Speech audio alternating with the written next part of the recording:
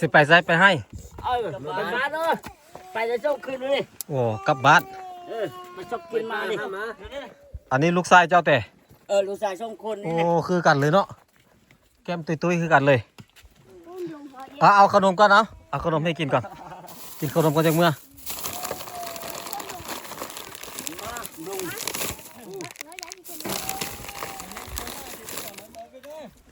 ขนมมาปั่นกันกินเด้อปั่นกันกินโอ้โหไปเก็บแขม2ไอ้น้องหมูติ๊กอะเอาตัวหอนปะฮะเอาไทยเมืองตัวหอนตัวมิ้นอยู่ใส่ตัวหอนตรงเย็นอยู่ใส่อยู่ในนี่โอ้เอามีแต่ยักษ์ไข่มาโอ้ใส่เบิ้งดูสิเอามีจ้างเบิ้งนี่เว้ยไปญี่ปุ่นบักเน่าจ้ะแต่โอเคเอาว่า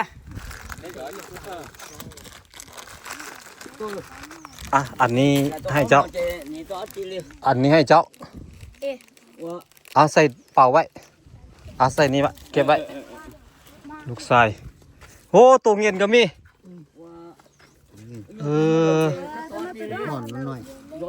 ตัวนี้ตัวหอนก็คือน้องเม็ดเนาะตัวเม็ดตัวน้อยมันบ่รู้ว่าตัวใหญ่แล้วนี่ตัวน้อยแต่ตัวใหญ่ๆกว่านี้เลยเนาะ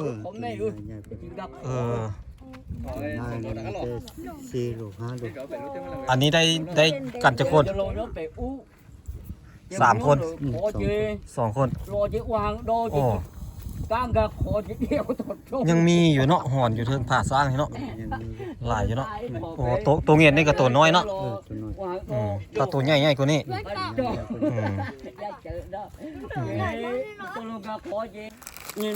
เอาอีกเอามันหลายคนพด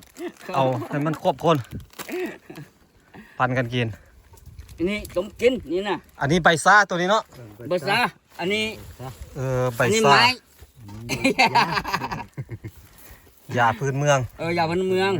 อันนั้นได้ไหมยังอันนั้นหมักเกลือหมูกินแต่นี่เอาสลีปุ่นน้ำเราเอาหามปุ่นน้ำมันจังบ่เปลืองเนาะมันใส่หลายอันใส่แต่อันเดียวมันก็เบื่อมันได้หลายอันปนกัน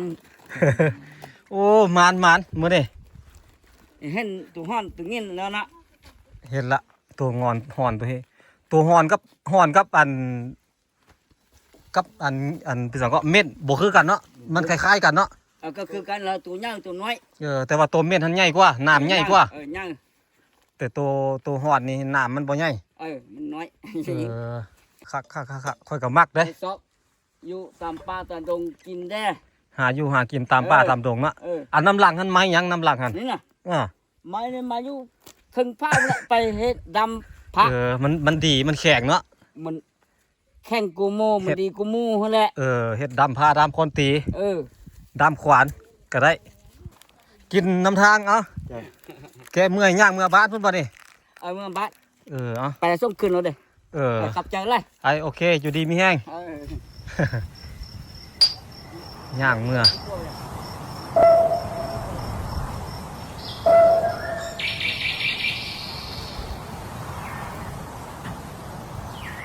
อันนี้ไปตัดเอาอยู่ใส่นี่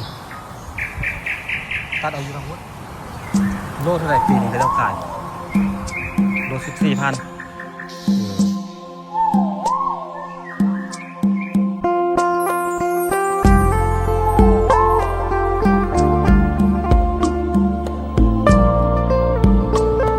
มาแต่ไสไปให้มาเอาไปขายบ่แคบมาจะป้าไปสิเอาขนมให้ไปกินเนี่ยยายเสียขนมให้เด้อเดี๋ยวเอามีให้น้ำเอามีให้ไปต้มเด้อพอดีว่าเพื่อนสิเดินทางไปเบิ่งส่วนของกระเจ้าเนาะอันนี้3ก้อน2ไอ้น้องป้าเสียเจ้าอันนี้น้องสาวเจ้าเนาะอันเจ้าไปนอนพุ่นบ่หรือว่าไปตอนเช้าแล้วตอนสวยครับ2-3 มื้อละแล้วมื้อนี้ละกลับลงมาเบิ่นไปโรงเรียนเนาะ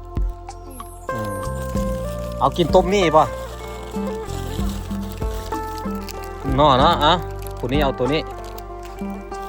เราถามน้องว่าเจ้าสิกินบ่เราถามข อบขอนอมี่เอาให้เจ้าเอาตัวนี้โดยเอาไปโอ้โหเอาแคบลงมาขายเนาะพี่น้องสองไอ้น้อง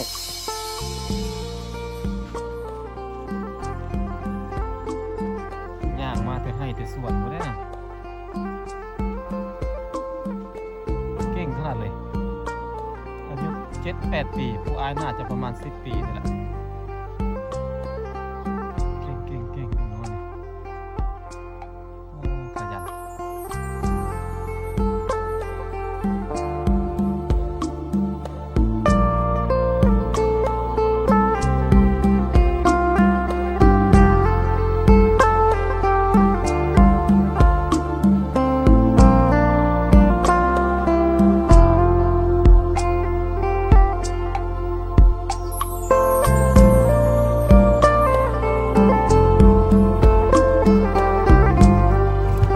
มาแต่ให้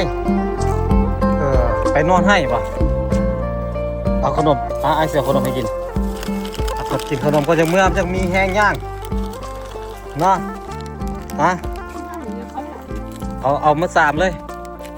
โอเคเอามาเอาไหมถูกแล้วทำมาเอาไหมมาเอาขนมไปเอาขนมไปกินนี่ไอเสียขนมให้กินนี่กินมันจังมีแห้งย่างไปนอนพุ่นปะไปนอนอยู่ให้พุ่นแต่หากระเมื่อไม่เท่าเอาขนมเอาไปกินน้ำทางเนี่ยกินแก้เมื่อยเนี่ยโอ้ล้มแล้วบ่ได้ตัดแขนแต่บ่เป็นอย่างมาแต่ให้ลูกหลาน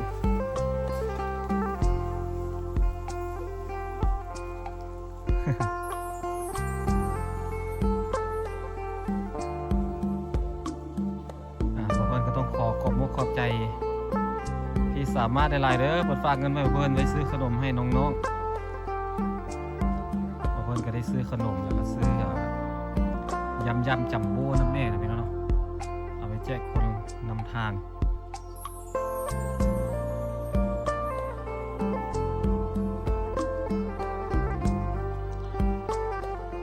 บอกเพิ่นก็เดินทางมาฮอด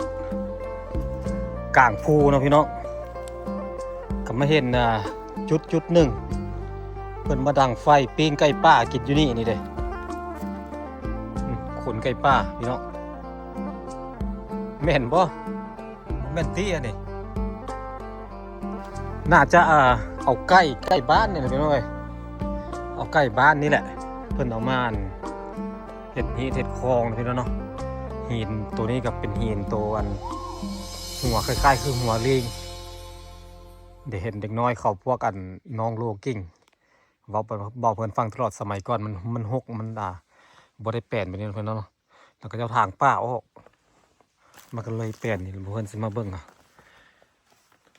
อันนี้ก็เป็น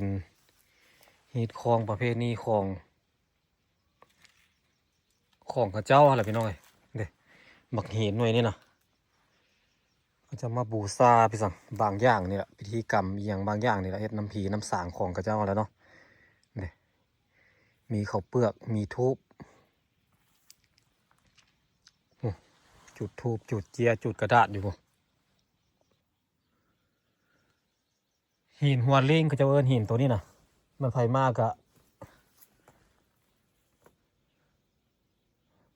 กระเจ้ากับกราบกับไหว้บางคนก็เลยยกมือใส่บางคนก็ห้องใส่จากเว้าภาษากระเจ้าแหละพ้นกับไม่แน่ใจเห็นตัวนี้กระเจ้ามาเฮ็ดเลี้ยงผีเนาะพี่น้องเนาะเลี้ยงผีของบรรพบุรุษของกระเจ้าละมีถ้วยบ่วงมีเป็นสังคักแน่เลยมีถ้วยโฟมนำเลยมากินข้าวอยู่นี่นะเมืองทรงเนี่ยเฮ็ดเฮ็ดคลองแล้วก็หลังจากเฮ็ดแล้วเราก็กินเนาะพี่น้องเนาะกินอยู่ป่าเลยกินอยู่นี่เลยคือว่าคือโตลิงคือหัวลิงว่าสัตว์หินตัวนี้ตั้งเตลออยู่นี่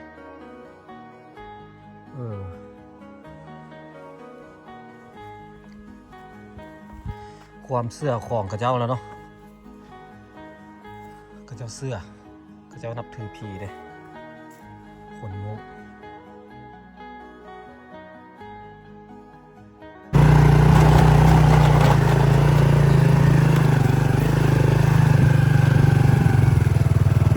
แต่ให้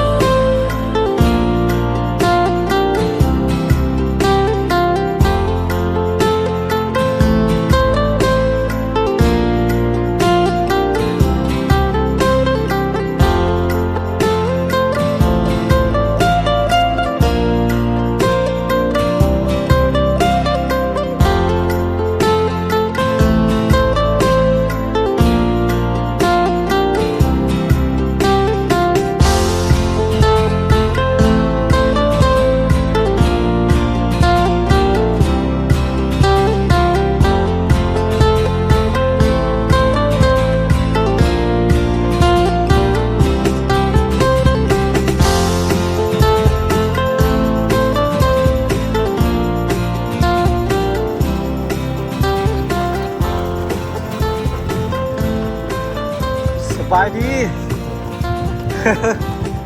โอ้โหพากันเฮ็ดยังอ่ะ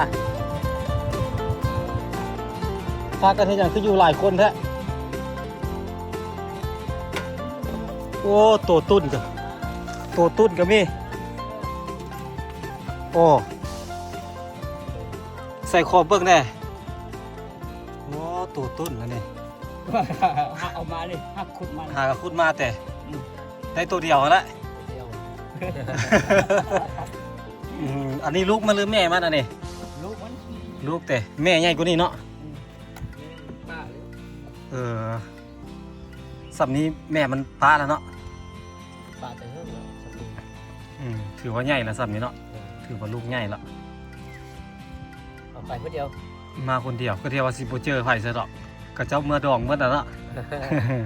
วันนี้บ่มีดองเหรอวันนี้ มื้อนี้บ่มีมื้อนี้เมื่อวานนี้มีเนาะ วันนี้ สิไปไสไปให้ ไปบ้านเนาะไปจะเจ้าคืนเลย โอ้กลับบ้าน ไปชอบคืนมาดิ อันนี้ลูกชายเจ้าแต่ ลูกชายช่องคน โอ้ นี่ คือกันเลยเนาะแก้มตุ้ยๆคือกันเลยเอาขนมก่อนเอาขนมให้กินก่อนกินขนมก่อนจังเมื่อ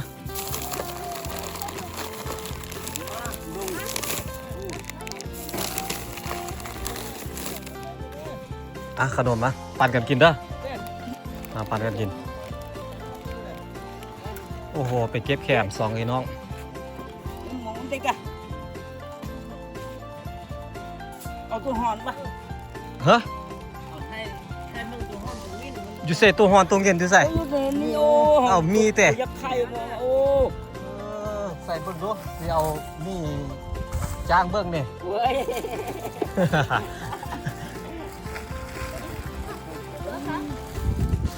ไปแล้วพ่อไปญี่ปุ่นบักเน่าจ้ะ แต่โอเคเอาว่าอันนี้ให้เจ้า อันนี้ให้เจ้าเอาใส่เป่าไว้เอาใส่นี่ไว้เก็บไว้ลูกชายโอ้ตัวเงินก็มีหอนมันหน่อย ตัวนี้ตัวหอนก็คือน้องเม็ดเนาะ ตัวเม็ดตัวน้อยมันบ่รู้ว่าตัวใหญ่แล้วนี่ตัวน้อยแต่ ตัวใหญ่ๆกว่านี้เลยเนาะ ผมไม่รู้จริงครับ เออ สี่ลูกห้าลูก อันนี้ได้กันจะคน สามคน สองคน รอเจ้าวางโด โอ้ ตามกับขอเดียวตด ยังมีอยู่เนาะหอนอยู่เทิงผ่าสร้างนี่เนาะ ยังมี หลายอยู่เนาะโอ้ตัวเงียนนี่ก็ตัวน้อยเนาะ ตัวน้อย อืมถ้าตัวใหญ่ๆกว่านี้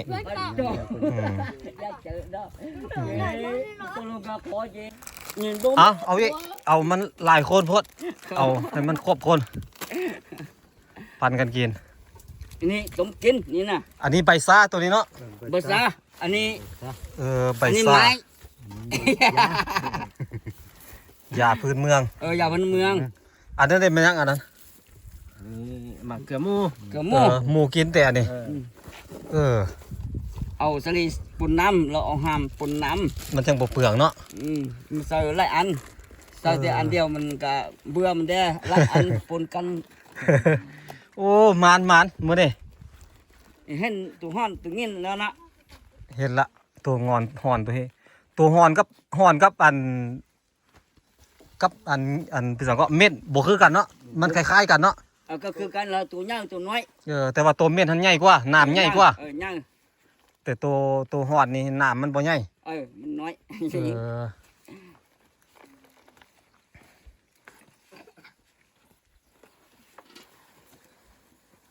เอาเนี่ยเอามา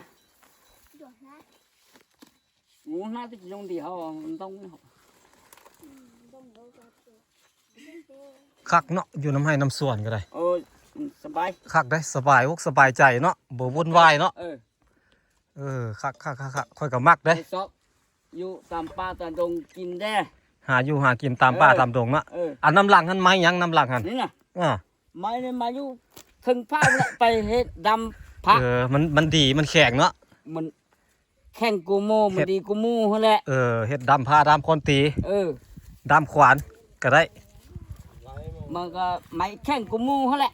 ไม้แข็งซื้อไม้ยังภาษามง ภาษามงน่ะ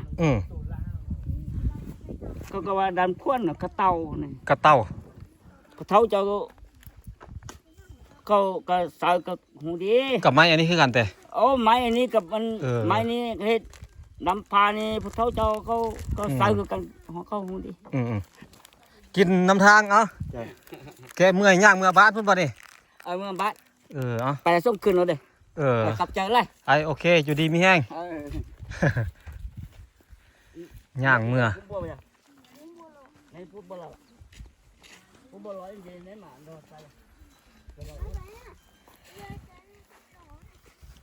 อันนี้ไปตัดเอาอยู่ใส่นี่ตัดเอาอยู่ทางพุ้นโลเท่าไหร่ปีนี้ก็เจ้าขายโล14,000เจ้าซื้ออย่างไอลืมละซื้อเจ้าหนนะซื้อนุเนาะซื้อไมนุบ่บ่แม่นบ่ซื้อไมนุหรือว่าเอิ้นนุก็ได้เนาะ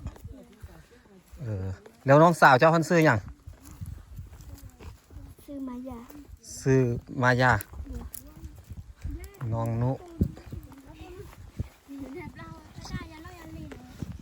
ไปเขาช่วยป่ะ ว่าสิไปพุ่นล่ะสิเจ้ากินข้าวสวยหรือยังกินข้าวสวยแล้วบ่ ยังบ่กินเถอะ ยังบ่กินเนาะกินข้าวค่อยสิกินข้าวนำสิเจ้าก่อน กินข้าวนำกันเอายังกินแต่ข้าวละลาเท่านั้นแหละ มื้อนี้หาได้กินข้าวละล่ะมื้อนี้ มื้อนี้นะ บ่มีหยังกินแต่เด้น้องเพิ่นกินมักนี่เด้เดี๋ยวพอดีค่อยสิเอาอันมีให้ต้มเอามีไว้ให้ต้มเอามีอันนี้ก็อยู่นำกันวะอันนี้ อันนี้อยู่นำกัน เรามาแต่ใส่ มาแต่ห้อยสำอ้อ เรามาอยู่นำเจ้ามาอยู่นำมาอยู่พี่ ลูกเมียได้นี่ล่ะมานำพวกเราพวกมันกินยาหลายพี่บาเราบ่เมื่อย่างมาเราไปสอกจางเรามาอยู่นำแม่ บ่มีคนเลี้ยงเนาะ บ่มีคนเลี้ยงอีตนเนาะเอาหักแพงกันเด้อ ได้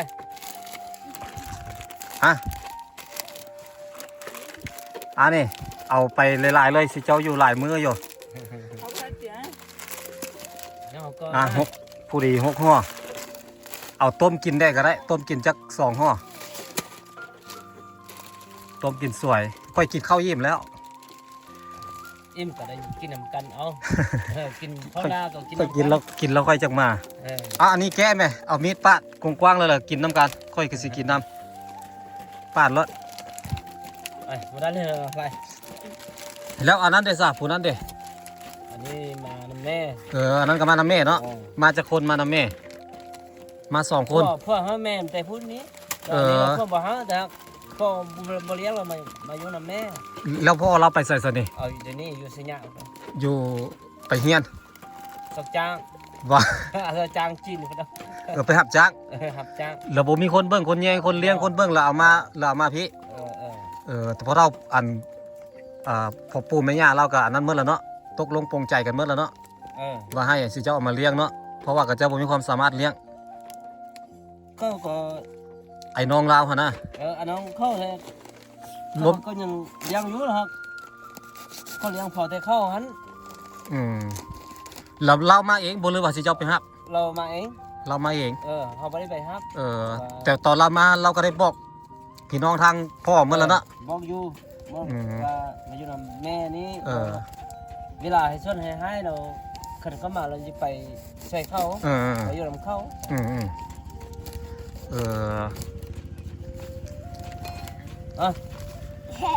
มากินน้ กินน้ำกัน ำกินเลย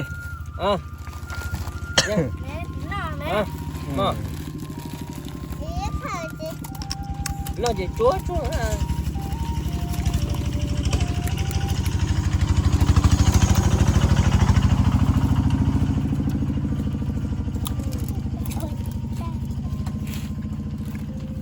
nè กินขนมเด้อ luộc mìกินเอา ต้มน้ำลวกมีน้ำสิกินน้ำจักคำ2 คำพอเขาอิ่มมาละกินเขาวอิ่มแล้วโอ้โหมาเด้อพี่น้องกินข้าวเด้อนี่กินต้มมีแล้วก็ต้มมะเขือกินข้าวน้ำมันอายเพิ่นเจ้าซื้อหยังก็ ซื้อยีซุ่ง ยี่ส่งเนาะอายยี่ส่งเด้อมันลิ้นน้ำลาว อยู่ส่วนอยู่ให้ อยู่สวนอยู่ให้ ธรรมชาติเลยมื้อนี้คักว่าค่อยก็มักแบบนี้แหละทามิตรค่อยก็บ่คิดว่าค่อยสิได้มาอยู่แบบนี้ เพราะว่าบ้านค่อยมันบ่มีแบบนี้เด้บ่คิดว่าสิได้มาใช้ชีวิตแบบนี้ค่อยก็ได้ ค่อยมักได้จริงโชคดีขนาดเลยบ่เพื่อนได้มากินข้าวนำกับเจ้านี่ปกติเข้าหากับเจ้ายากได้นี่ คันบ่เรื่องแท้ๆเลยเนาะ แม่นว่ะ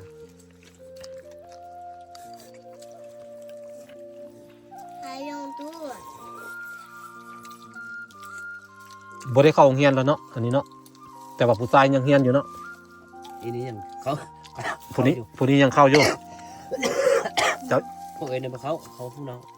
ผู้นี้น้อง เพื่อนน้อง ค่อยคิดว่าผู้นี้เป็นเอื้อยนะ ว่าเพื่อนเป็นน้อง โอ้ค่อยเจอเพชรได้นี่ เป็นเอ้ย ค่อยคิดว่าน้องคนนี้เป็นเอื้อยผู้นี้ซะดอก เป็นน้อง ที่อ้ายมาแต่ผ่าสร้างแล้วอ้ายไปเจออยู่เจ้ากำลังเสียหญ้าบักเพชรท่านเจ้าบ่หรือว่าผู้นี้ ผู้นี้เนี่ย ผู้นี้เนาะเจออยู่สวนบักเพชรนั่นแหละ เป็นน้องคนนี้ ปีนี้ปลูกอย่างให้ตัวนั้นฮะบ่ได้ปลูกแล้ว ไว้ ปลาไว้ให้มันเป็นเขาเป็นเหือแล้วก็ปลูกข้าวใส่เนาะ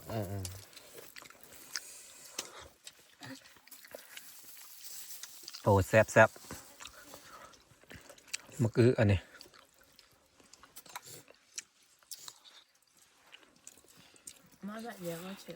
เดี๋ยวเพื่อนขอตัวกินข้าวกันเด้อพี่น้องกินข้าวน้ำกระเจ้าก่อนเรื่องสิเดินทางต่อ โบยากได้ทางไปแบบนี้เนาะพอไปได้อยู่เนาะ พอไปได้อยู่ ขนมมะอายไปก่อนเด้อสิเจ้าสิกลับเฮือนป่ะ บ่กลับ บ่ได้กลับแต่นอนแต่ ว่าวันนี้เราชื่อเด็กน้อยกันไปโรงเรียนเด็กน้อยกลับเขานอนพี่ สิเจ้านอนอยู่พี่แล้วให้เด็กน้อยไปโรงเรียนแต่เด็กน้อยหันกลับเนาะแต่ว่าพ่อแม่บ่ได้กลับ พ่อแม่อยู่พ่อแม่บ่ได้กลับ ไปก่อนเด้อขอบใจหลายๆกินข้าวน้ำอายเพื่อนเดินทางต่อกันบ่เพื่อนวันนี้พุ่นแหละปลายทางที่บ่เพื่อนสิไปขึ้นภูขึ้นผาอะไรพี่น้องเอ้ย